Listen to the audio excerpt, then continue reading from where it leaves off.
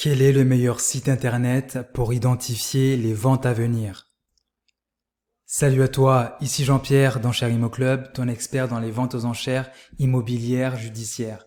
Dans cette vidéo qui va te faire très plaisir, je vais tout simplement te classer les différentes plateformes de la plateforme élite à la plateforme la moins pertinente pour faire ta prospection.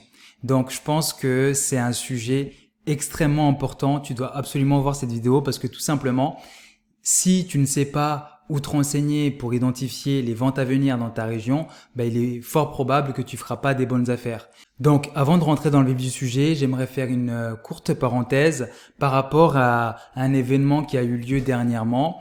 Donc, j'ai tout simplement, on m'a informé en tout cas, et puis j'ai moi-même constaté que certaines personnes s'amusent à reprendre mon contenu gratuit pour le mettre et le diffuser sur leur site internet, et même certains vont un peu plus loin en prenant mon contenu pour faire des livres qu'ils vont par la suite revendre. Donc premièrement, je suis flatté que je sois maintenant une source d'inspiration pour certains, mais pour ces personnes qui font ça, ayez l'honnêteté intellectuelle de citer vos sources. Et aussi, sachez que je vais pas vous poursuivre parce que tout simplement, j'ai pas le temps de m'occuper de tous ces genres de choses. Donc juste prenez le temps de citer les sources. Et puis pour certaines personnes qui me posent souvent la question pourquoi certaines vidéos de ma chaîne YouTube disparaissent, c'est notamment pour lutter contre ce type de pratique. Vous savez maintenant tout sur ce sujet. Fermons la parenthèse et rentrons directement dans le vif du sujet.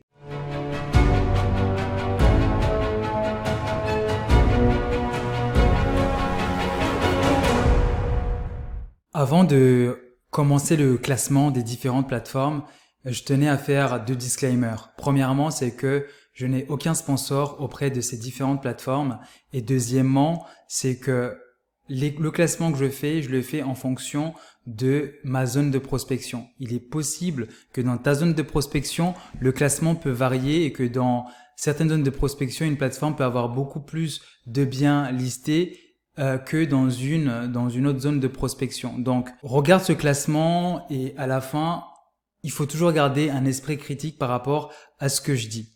Aussi, l'autre élément que je voulais préciser, c'est les critères que j'ai choisis pour faire ce classement. À très haut niveau, c'est les critères qui vont te permettre de faire une bonne affaire que j'ai choisi. Je vais pas te les citer, dans cette vidéo, sinon la vidéo va être trop longue.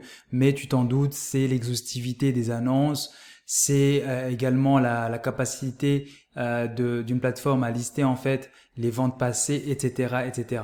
Donc, commençons ce classement. Donc, j'ai divisé finalement les groupes en 5 groupes. Donc, ça part donc du groupe élite. Donc, ça, c'est le top niveau qui, pour moi, me permet tout simplement de dénicher des bonnes affaires jusqu'au niveau le plus faible, qui est tout simplement, c'est-à-dire c'est une plateforme qui, pour moi, m'apporte peu de valeur. Donc, je vais commencer ce classement et à chaque fois quand je vais positionner une plateforme, je vais expliquer pourquoi en quelques phrases. Donc, je vais commencer par Avovente. Donc, typiquement, Avovente, moi, je vais le classer entre la catégorie A et B. Tout simplement parce qu'Avovente, c'est une plateforme qui est arrivée récemment sur le marché, qui est en fait finalement la plateforme qui a remplacé Enchères judiciaires pour les anciens. Et donc, pourquoi je le classe quand même entre la catégorie A et B? Tout simplement parce que sur Avovente, les informations qui sont communiquées sur cette plateforme, c'est des informations fiables parce que c'est des informations qui sont complétées par des avocats. Et derrière, et de temps en temps, et voire même systématiquement, on retrouve les différents documents relatifs à la vente qui sont disponibles directement sur cette plateforme, et donc ça t'évite finalement de te déplacer au tribunal. Maintenant, pourquoi je l'ai pas classé par exemple dans la catégorie A ou dans la catégorie élite? Tout simplement parce que malheureusement le nombre de ventes listées est très peu. Donc il couvre en tout cas dans ma zone de prospection un peu moins de 30% des ventes par rapport aux analyses que j'ai pu faire dernièrement. Donc c'est très peu. Ensuite, on va avoir enchèrespubliques.com. Donc moi, je vais le classer tout simplement dans la catégorie A. Pourquoi je le classe dans la catégorie A? Parce que tout simplement, c'est une plateforme qui est quand même assez exhaustive, qui est plutôt bien fait. J'aime beaucoup la nouvelle version de la plateforme. D'ailleurs, j'ai fait une vidéo sur cette plateforme. Je vous invite à aller la voir. J'essaierai de mettre un lien cliquable en haut à droite de cette vidéo. Et puis, en termes d'exhaustivité, c'est plutôt pas mal. Et aussi, ils mettent en avant les ventes passées. Pourquoi les ventes passées, c'est important? Parce que c'est à travers les ventes passées que tu peux analyser comment se porte le marché sur ton secteur. Ensuite, on a Ferrari. Donc, ça, c'est une plateforme que j'utilise vraiment très peu.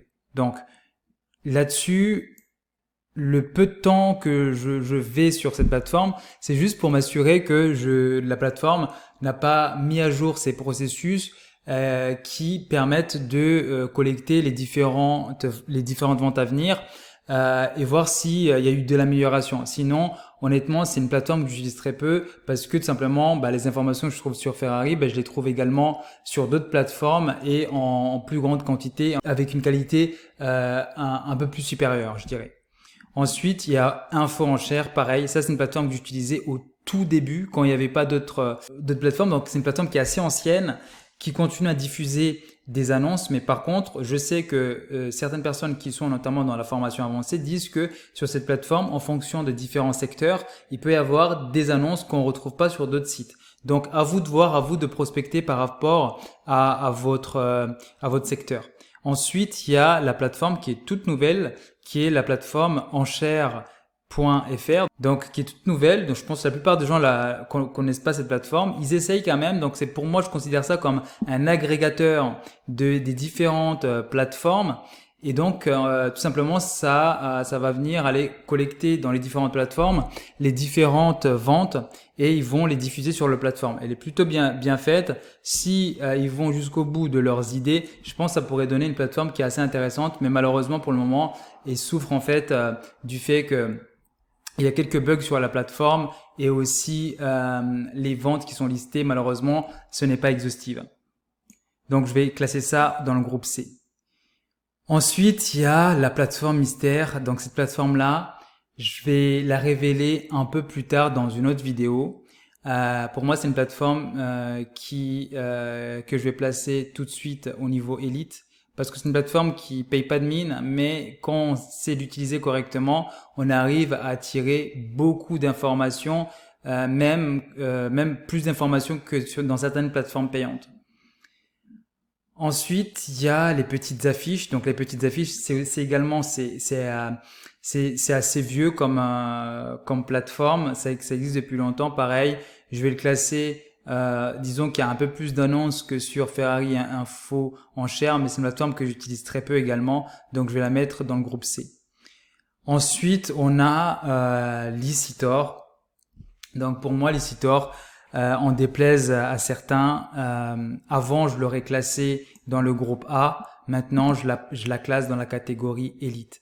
Pourquoi j'ai changé Licitor du groupe A à élite? Parce que tout simplement, ces dernières années, ils ont fait beaucoup d'efforts pour être exhaustifs dans les annonces qu'ils listent et aussi dans la qualité des informations qu'ils diffusent.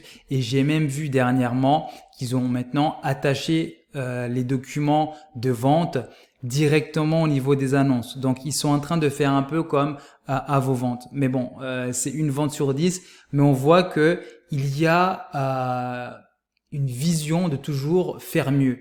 J'ai fait également une vidéo sur Licitor qui explique comment utiliser par exemple l'application mobile avec les calendriers, etc. Et je pense que pour un débutant, c'est excellent. Donc, moi, je classe Licitor dans la catégorie élite.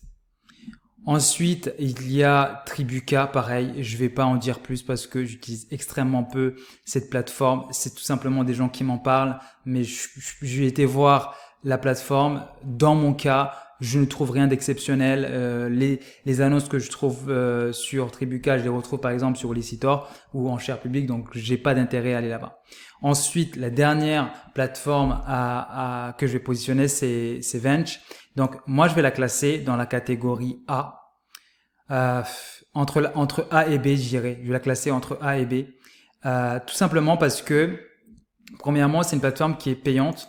Avant, je l'aurais classée entre Elite et groupe A. Maintenant, je la classe dans la catégorie A et B parce que avant, ils avaient ils se différenciaient du marché parce qu'ils proposaient en fait des annonces plus exhaustives que d'autres types de plateformes comme par exemple Licitor.